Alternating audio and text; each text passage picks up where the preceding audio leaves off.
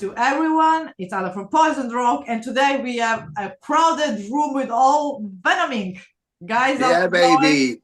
Hey, everybody on Poison Rock. Hey, Anna, and it's good to be here. Hey, Poison Rock, thanks for having us. Excited to be here and talk. Yeah, we have two familiar faces already, Tony and Corin. I got the chance to interview you, both of you, but Jackson is the first time having you here, Mark. Then, so a little bit about your music. He's a virgin. He's a Poison Rock virgin. Poison Rock virgin. Oh, yeah, yours the first time. So he's fragile. Fragile? What's that? You can be breaking. The fuck? It's a terrible American joke. Okay. Now we want to know, Karen. You have to explain. I'm sorry. You have to God. Oh Lordy. All right. So now that we're interrupting Mark's answers and the beginning of the interview, he hasn't even started.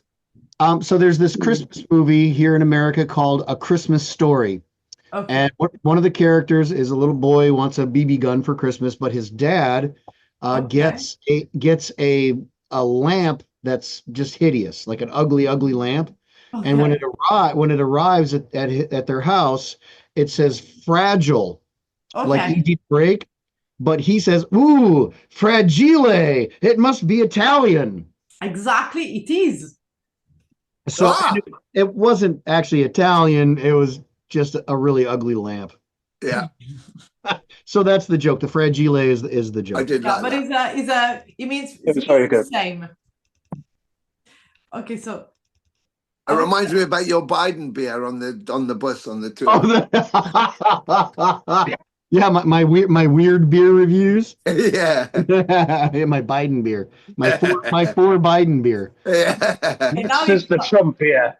No, shut the fuck up. Oh, mango Mussolini beer. Yeah. Is that? Yeah, nobody. Oh my God! There is some Mussolini beer around the world. What the fuck is that? Oh, El Terrible. Right. Okay, so Mark should start his interview then. Let's go straight to asking to Mark about his music journey. Talk, Mark. Say something. Mark, you should. She's asking you questions, Mark. You should talk to her. Yeah. You should say something. Just say something, Mark. Say anything you want. Say something. Mark, it's your turn to start talking. Just say anything.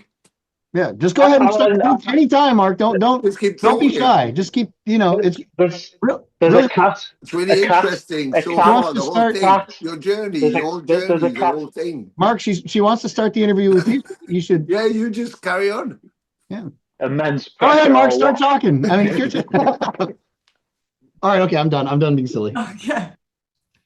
Ask the question and I shall answer. It's just your musical journey, how you ended up in music and you ended up in Venom Inc, and which are your biggest influences? Usual, same old. Cool. All right. So I started playing drums at the age of 14. Basically, there was this shitty electronic drum kit in a shop called Costco. And it was my mother's boyfriend at the time who said I should have a go. So I picked up some sticks and had a go on that shitty electronic drum kit. It was literally something that you could just pick up like this and just pop on the table. And I was playing on this drum kit, and my mother's boyfriend just said, you should take that further, and maybe we can get you a drum kit and see how it goes from there, But before then, I was actually playing for a national basketball team. And I discovered music. And as soon as I discovered the drums, that was kind of it, all the kind of sports stuff, because I played for a football team and a national basketball team. That just kind of gradually kind of went away, and music just took all, over my life in a very good way. So yeah, and then from then, I was playing in local bands and whatnot, and then I eventually got to play in a band with the Demolition Man and Mantis. So the way I got in Empire of Evil, which was the band, I was playing for a Black Sabbath tribute band, because Black Sabbath are my favorite band of all time. I was playing for a Black Sabbath tribute band at this event called Christmas Rocks. And at the time, Empire of Evil were having trouble with their drummer.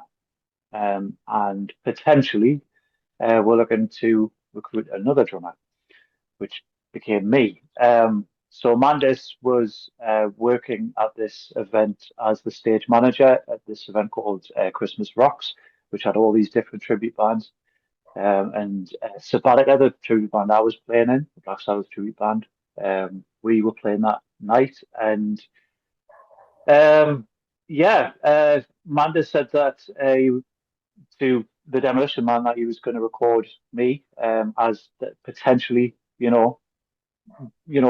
basically said, "What do you think about this guy?" And he recorded me when I was playing.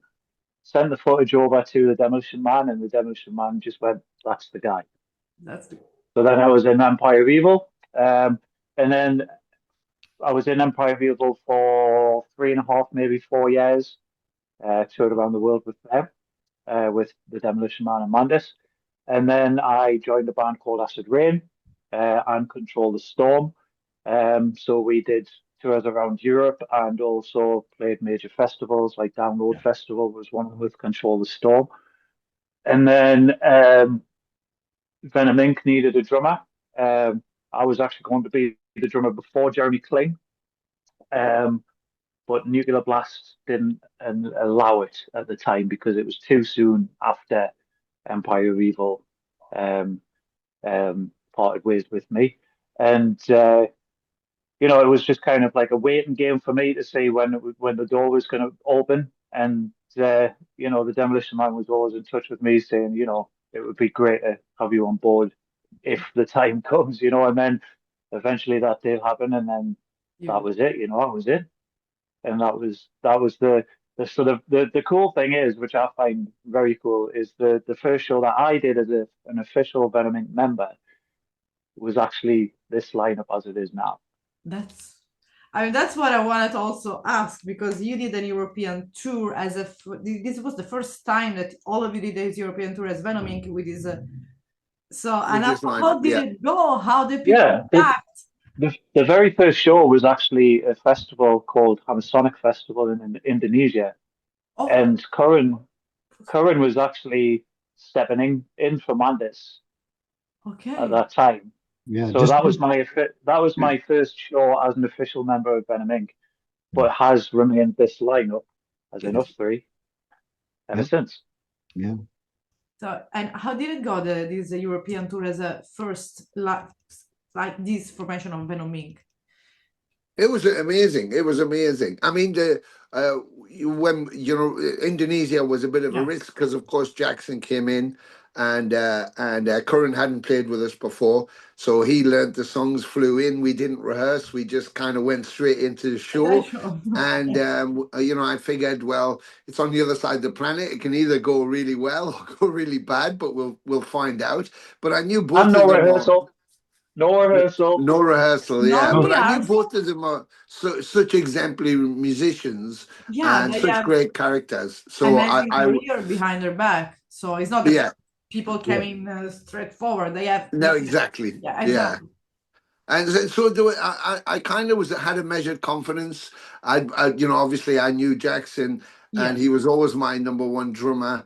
And I wanted him in the band all the time. Get away in shape, man. Yeah, I'm telling you. And of course, I toured with 72 Legions, who were opening on an American tour, and I watched Curran every night. I knew him from Annihilator and Nevermore, but I was watching him in his band, and he looked like a firework ready to explode. So I was quite excited to see what he would do when he had the whole stage for himself.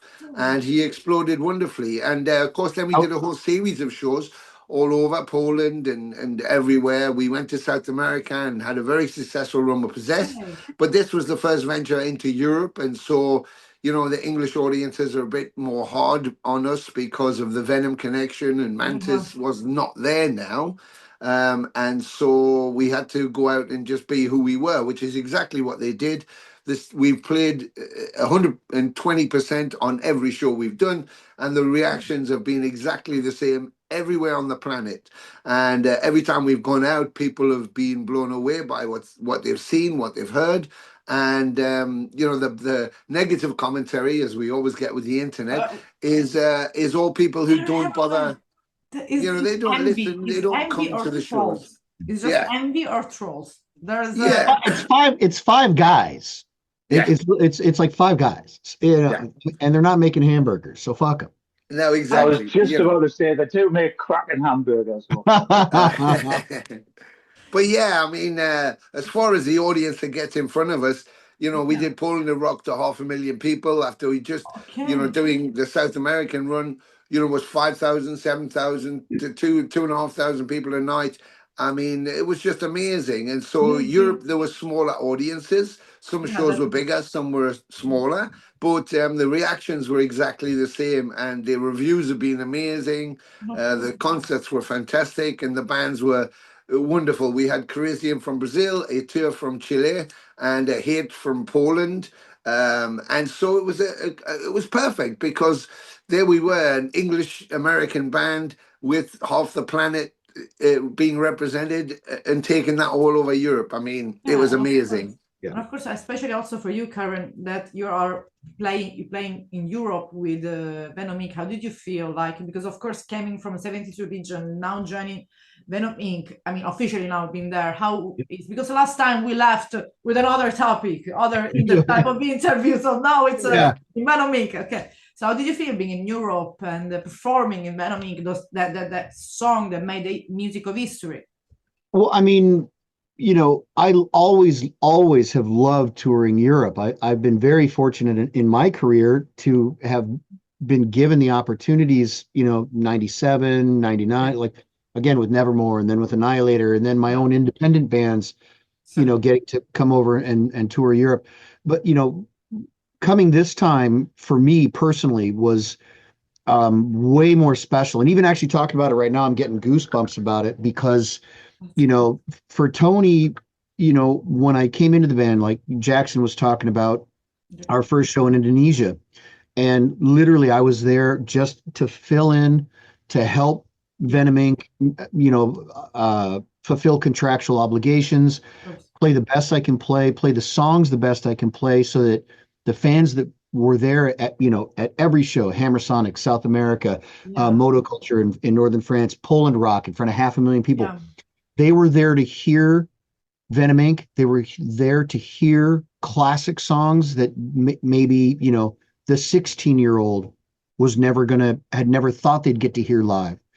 And my whole mindset was about, doing right for Tony, doing right for Jackson, doing right for the legacy and the history of the band. And then above all else, to play my ass off for the fans. And so to go from the position of, everyone's waiting for Jeff to let everyone know he's healthy enough to come back, and then I'll go back, into the night and all this good. But then when he makes his announcement, I'm retiring, this and that, and then Tony just turns around and goes, well, Mark and Jackson and I want you to be in the band. Yeah. What? So the European tour, that was for me the first time in Europe as a member of a band, as a full-fledged. Yeah, that's why I'm asking. Somebody, so where, Tony and Jackson have both been very open and specific about me being a full member. We're working on riffs for a new record, a studio album. I know. I heard something. There's live recordings that Tony wants to release, and that includes me. It's not, hey, Kern, you need to kind of just stand over here because you're not really involved, this and that, which is my experience from my past. Being told very specifically that, exactly. You're here, but you're not really here. Oh, okay. No. And so, this European tour was magic for me. It was like the first time I'd ever toured Europe as somebody included in a band that I'm really excited to be in.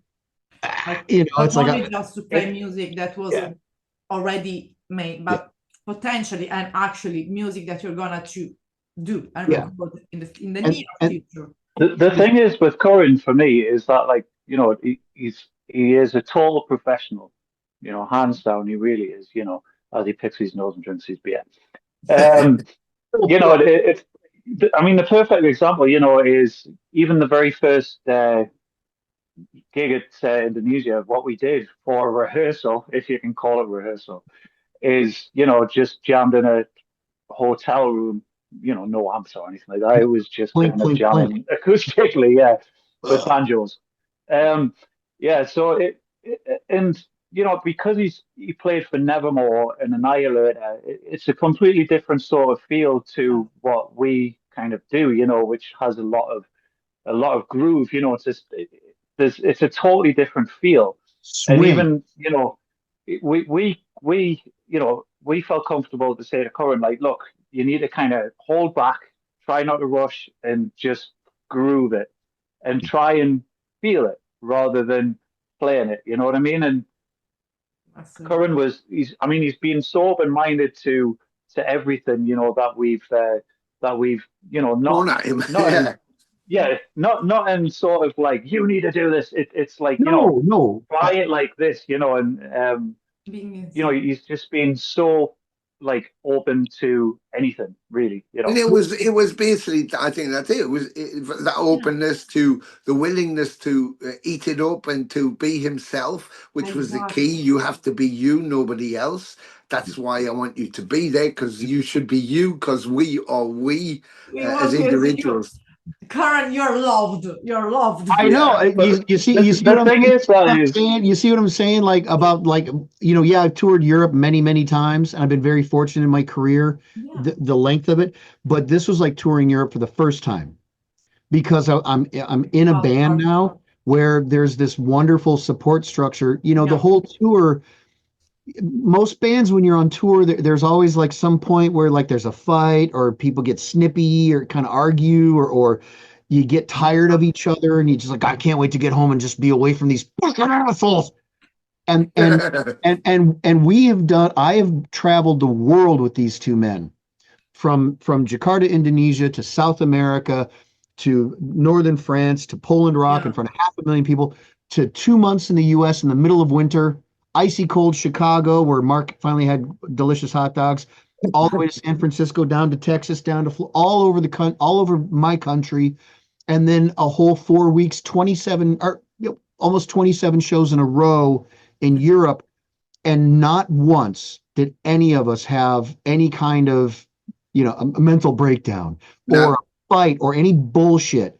It's such an exciting situation to be in. And we delivered every night, and we couldn't wait to get on stage together and play every night. And Mark was talking about our hotel rehearsal, and the best example is "Live Like an Angel, Die Like the Devil," the classic Venom song that we play, where I had learned it, and I'm playing it on my own in my recording studio, and I come in. And literally, I joke that I'm playing it like Metallica, like dan dan like super tight, and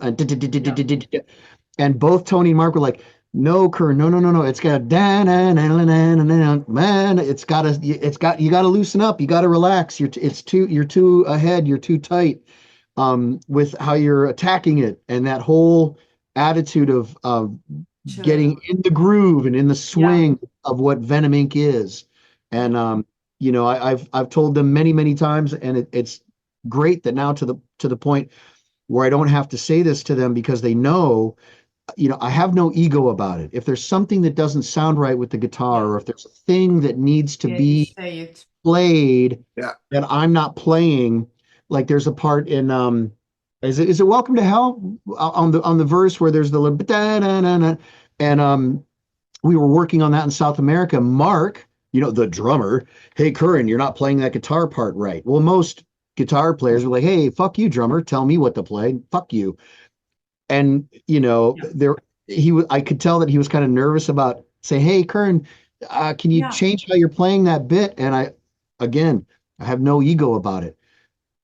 The only reason that Tony or Mark would bring something up to me about the guitar playing is because they're concerned that it isn't correct, and that the fans might be disappointed, or it's not being represented properly. And so why would I ever have a problem or an attitude? I think that's it on that point. I think it's not that, because he is a consummate professional, and his technique is amazing, and of course he can't play it wrong, because he knows how to play it. so he can play all the notes.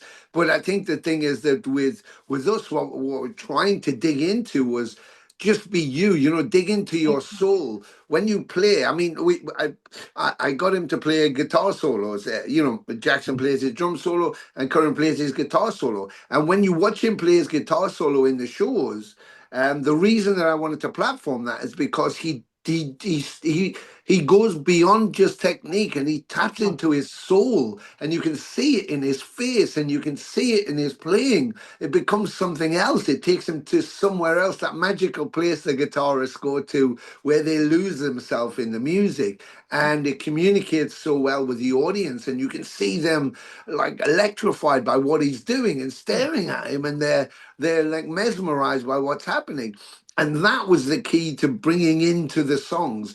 Don't worry about the technicality. If this note's here, that note's there, this is a bit ahead or a bit behind. That's the technical side. That will just come the more we play the songs. But tap into your soul. Just let Curran Murphy just come out. Just let him out. And whatever that is, let him find himself. And I think with the new upcoming album, and that I will be, with the time, I think that we will see a lot of these, You will, you absolutely will. And what's been wonderful here with this whole season, and particularly with these shows in Europe, was we've been developing that. And now Curran is in a state where the minute he goes on stage, he's 100% himself, and he just lets go, and it's wonderful. And of course, you mentioned me also, Tony, about these two live albums that you're preparing to release. So what is about? Is a specific live show that you recorded, or it's just since Indonesia we had a very busy season, and South America was so wonderful for us, and we recorded the shows and so I always want to give back to the fans, and always feel that we thanked them as much as we could, but we didn't thank them enough. So I always want to do something for them in particular, and so I just thought, well, why don't we give them a live album from Latin America and call it, Latin American Assault, as the old Venom Assault series, and there'll be the songs from the shows in Latin America, so we can put fan pictures on the album and give something back to them, and an experience that they were there and they were part of what happened. And then of course throughout the season we didn't play the same songs all the time. Fans request classic songs. I try not to play as many as I can, but they ask for them and they mean something to them. And so I realized that we played so many songs, different songs throughout the season, from all over the planet, and we had some recordings from that. So I thought, well, let's put two live albums out. One is a thank you note to South America, and the other one is a world album. So every song we played from everywhere on the planet in the whole season. So one take of each song, and so we'll have those two live albums. It's kind of a thank you to everyone, basically. Yes, for sticking with us, and they make a couple of points. Sometimes we get criticized for playing older Venom songs, and I tell people, but the fans are picking them, and I don't think anybody on the internet's actually listening because they have their own agendas.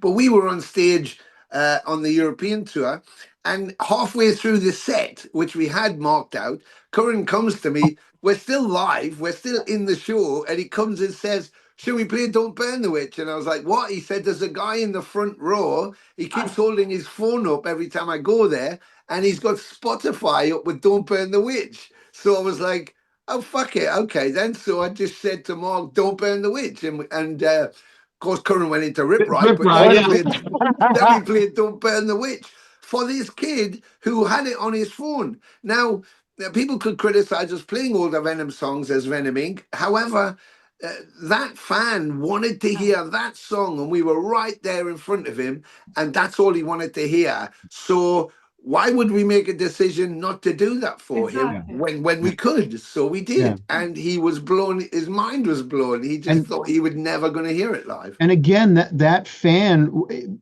I met him after the show, and he was so happy and ecstatic. He was a 16-year-old kid. 16. So he didn't exist when those classic records were made. Yeah. And so it's the first time that you can hear it live, like you said before. Yeah. The first time, and how dare I not at least go, hey, Tony, we know the song. Yeah, we haven't played it in 6 months or whatever, Exactly. but do you think we could drop it in the set? And, you know, Tony said, sure. And then I started playing Rip Ride. But, you know, again, Yeah. you know, and actually a funny part of that story is the kid had his phone up and I could tell he was trying to show me some shit like, hey, and I couldn't read it. Like my eyes are not so great anymore. I had to climb down onto the barricade and like, show me your fucking phone. And he put it in my face and like, all right, I'll ask. Yeah, I read the song. I'm tired. And then we played it and you know, of course, the whole venue erupted. That was a crazy show. And, you know, it's awesome to be able to do that. Like, of course. you know, And when this live album will be, if we know something, around what time of the year? If 2020. Well, I'm going to try and get. There's a few things coming out. I want to try and get it out by at least October, November. So at least just before Christmas to get both of the live products out. Okay. And then that will lead into the new album, which I'm kind of looking at early 2026. Release time is around about March. So I'd like to do it before that, but realistically, probably about March, and we'll have the new product. Start to rehearsal something, writing something? I mean, well, we've been, yeah. I mean, when we did when we did There's Only Black, I overwrote the songs for the album, so still had some songs there. Some of them I think will probably make their way towards the next album. And but what I found was intuitively, Mark has he has a composer's mind as well, and so of course does Curran. And so to be in this kind of position, I'm not as precious as you know, some of the other the guys who used to be with the band were sometimes a bit precious about things, and I'm much more open. I like to kind of throw the egg at the wall and see what happens. I don't want to just crack it into a bowl so I can see the egg white and the yolk. I don't care if it's mixed up because I don't know what shape it's going to be, and so I want to just experiment and see what becomes us. We know who Venom Inc are. We know what we sound like, but what is possible? And I want to chase that down. I don't want us to be generic. You know, I've heard a lot of very new things coming out from bands, older bands, and some younger bands currently, and some stuff I think is very exciting, and some stuff just feels a bit kind of. I knew that was going to be like that, you know, and. That's okay, but you know, think of Metallica. You know, for all the experiment and stuff. You know, if they just did Master of Puppets every single time they put an album out, and they did it every year, people would get bored of that. So it's like, you know, you want to find something new in there, and certainly as an artist, if you're creative, you want to experiment and create. Of course, especially having. Now this new lineup, having a new whole band, having these different influences, that's what the beauty will be, and especially what the fan will be curious about. I think it will be kind of a revelation, will be like what's going on. There will be a lot of like waiting for this new album. But also, before ending the interview, I want to just point it out, because you mentioned a show in December. We we have Candlemass, which is quite a big one. I mean, we have an American tour, which it looks like it's going to be early December, to do the rest of America and Canada. Maybe with Body Count, maybe with Possessed, where I'm sort of working on that at the moment. But then we were very kindly invited by Bloodstock in the UK to do a special show at KK Downing's Steel Mill venue in Wolverhampton. Tony. Take it on, Zima. Oh yeah. With their Candlemass, who are celebrating 40 years. And we'll play Ave, the album, in full there, which has never been played before. Lots of songs off that album haven't been heard live.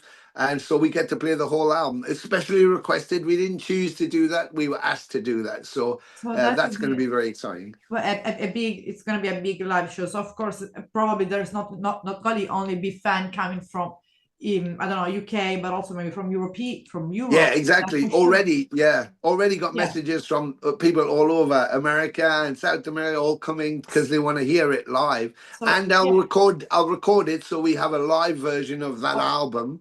And I'm currently working on a cover for it, so it will look like Harvey, except it will be a live version of Harvey. So I might get you to model something actually, because on the cover of that there's some symbolism on there, but I'll talk to you later. But I might get you to do a, because we have an interview at the end of the month also. Don't forget about the book. Oh yes. You can make her. You could make her. Tony, it's fine. I'll model for that. That's all. Brilliant, right. brilliant.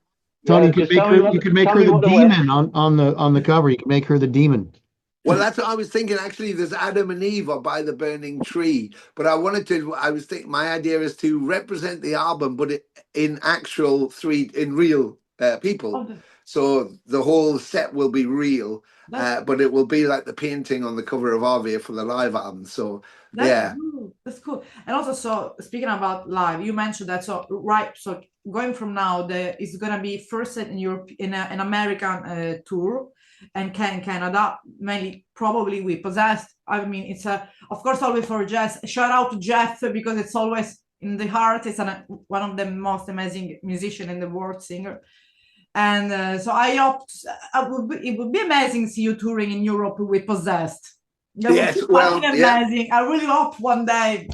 So it will be amazing. So, and then we have this show in UK with Candlemas, and then there's gonna be this 2 live album. But of course, before that, we're gonna do other interview. We know that for a fact, of course, and especially when the album is taking structure. It's taking shape. Jumping all those 3 together again. So to just ask a little bit, because here's gonna be the influence of Jackson, of Curran, and you, Tony, as well. And it's will be, I think, nice, because and I'm also happy, Curran, to see you here in Venom Inc. I have to say it. When Tony told me, I'm happy to see me in Venom Inc. too. But Tony, when I heard the news, I heard a friend of mine that from Palermo said, what is in Venom Inc now? It's Curran. He wanted to also almost do a toast in the city for you, really. Wonderful. You have to know that the Curran has a big fan base here in Palermo. So yes, I know. Yeah. You know what's also really strange is that when Jackson came back in, everybody expected it. Nobody was surprised. Everybody, I thought, people might think, that's great, you got Jackson back, and everybody was like, well, obviously Jackson. It was they'd all been waiting for him to come back in. So everybody started messaging Tony, about fucking time, man. Yeah. So I think that this kind of this new Venom Inc, this Venom Inc actual now today, I think it was kind of meant to be. I think definitely a small sign there, but it's kind of meant to be. It certainly feels like that. Like I say, Indonesia was the very first show, and this is the way it's remained. I mean, after that show, I said to Tony, I was like, if Mantis doesn't come back, that's the guy. Yeah. Because there's been guitarists who have stepped in for Venom Inc before, and this was before I was in the band, and I saw the footage, and I just thought, there's something not quite right there, and then Curran comes along, and I've just absolutely owned it, Curran comes along and knocks over pyro flamethrowers 30 into the that was the thing, wasn't it? I'm the demolition man. That was it. You sold yourself to me immediately. It's like, this guy's willing to burn down the stage. All right, give him the gig. What we want. Chaos. So no, but I think just before we go, I just wanted to say that I think, as you're very well aware yourself, is that life is unpredictable, and life doesn't go the way you want it to go. But you have to forge forward, and you have to believe in yourself, and you have to believe in what you're doing. You have to be honest with yourself. This is who I am. This is what I am. Like it or not like it, I'm not in control of other people, but this is where I'm going, and so. Sometimes it's painful when things change, and sometimes it feels uncomfortable, and sometimes you're scared, and sometimes you ask yourself questions, you're anxious about it. But ultimately, if you stay on your path and you stay true to yourself, the sun comes out again, and you think, that was all why I had to deal with that, because I had to get to this point, and that's what it feels like. And it's beautiful what you said, because you also had kind of a new family, and that's beautiful, because it shows that the way you joke with each other. So for the moment, It was beautiful meeting all of you together. And around November, when it's gonna be closer for the album, let's gather again, and or let's gather again for a stupid interview with the stupid Yes. Why not? Why not? Let's do it. Let's do it. Okay, thank you so much, guys. It was Thank you so really a much. pleasure. And Karen, nice to see you again. Jackson, Nice to see you too, Ada. Tony, for you as well. Have a good evening, guys. Ciao. Thank you. Grazie, grazie mille. It's a pleasure, ciao, ciao. always. Bye, guys. Thank you. Thank you. Ciao.